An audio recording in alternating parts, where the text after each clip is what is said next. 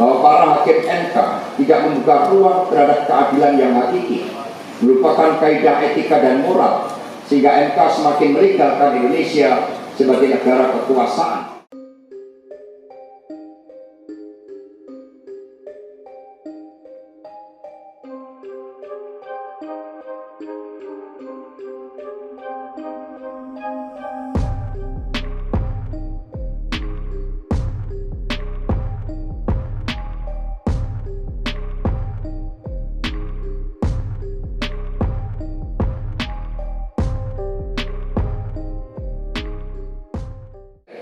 Bahwa para hakim MK tidak membuka ruang terhadap keadilan yang hakiki, merupakan kaidah etika dan moral, sehingga MK semakin melegalkan Indonesia sebagai negara kekuasaan. Konsekuensinya, Indonesia masuk dalam kegelapan demokrasi yang semakin melegalkan bekerjanya otoritarian demokrasi melalui penyalahgunaan kekuasaan.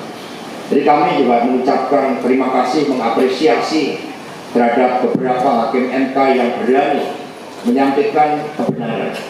Untuk pertama kalinya sengketa Pilpres di Mahkamah Konstitusi, ada 3 hakim Mahkamah Konstitusi yang memberikan suatu penilaian secara kritis, dissenting opinion terkait dengan pelaksanaan Pilpres.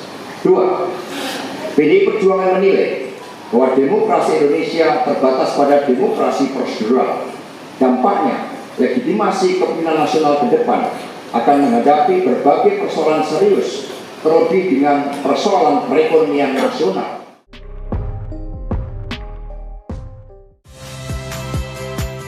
Saya Niluh Puspa. Saksikan program-program Kompas TV melalui siaran digital, pay TV, dan media streaming lainnya. Kompas TV, independen, terpercaya.